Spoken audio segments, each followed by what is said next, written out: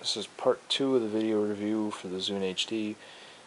We have the internet browser, which is pretty good. It's not as good as the iPod Touch or the iPhone.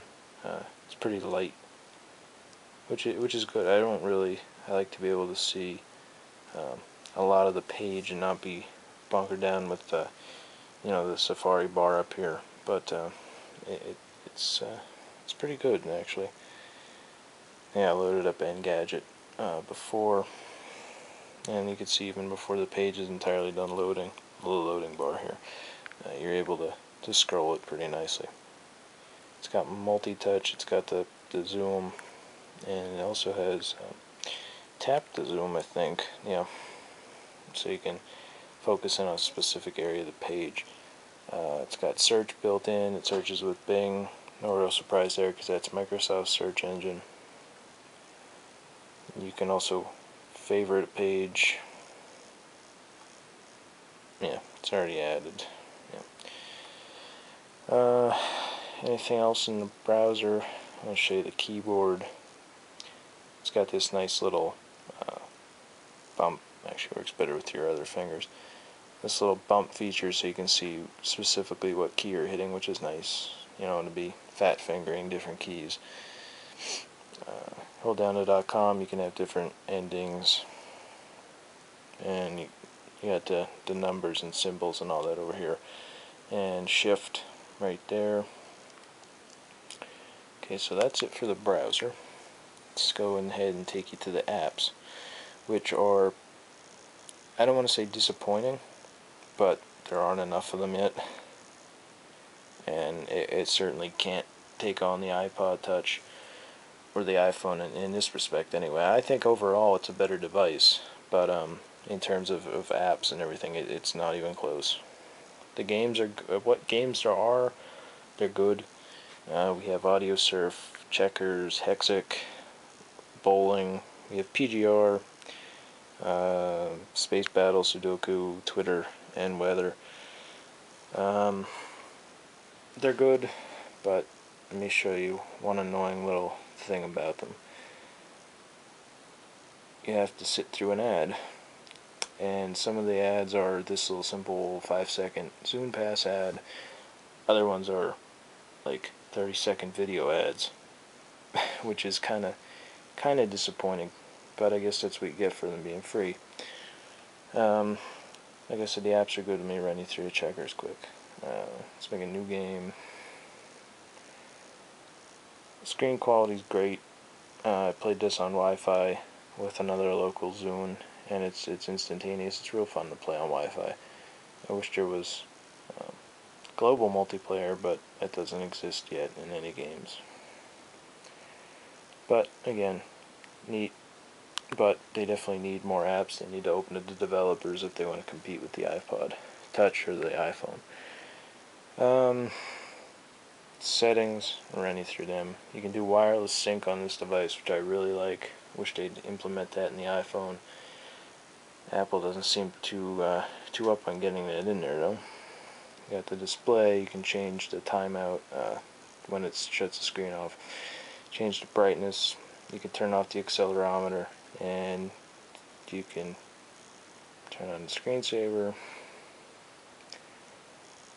Music settings, you got an equalizer, which is okay. I guess you can't really customize it any more than presets. And radio settings, you just set it for which country you're in, and the seek mode. Screen lock. You can enable a pin, much like on the iPhone.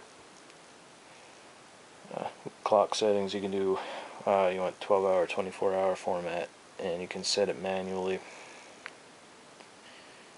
Internet settings, you can delete your history. You can set it to which content you want it to load. So for instance, like Engadget, if you have it set for mobile, is going to load the mobile site, but desktop will load the desktop.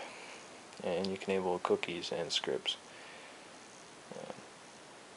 Keyboard settings, autocorrect on, auto capitalize on. That's really about it. Set your language. You got English, French, or Spanish. In the about, you got the about, how much, what you have on there, about Zune, name and the version number and all that, and legal and privacy. We won't even go into that. So final thoughts on the device. It's a real nice device. It's real thin. It's mine in particular is the Platinum 32GB version. I really love the interface. Why is it not working? There it is. It's something with this screen protector I have on it. It kind of messes with the screen. Anyway, back to final thoughts. Really like the interface. This kind of nested menu system where it just goes into different ones and you can just back up by hitting the home button.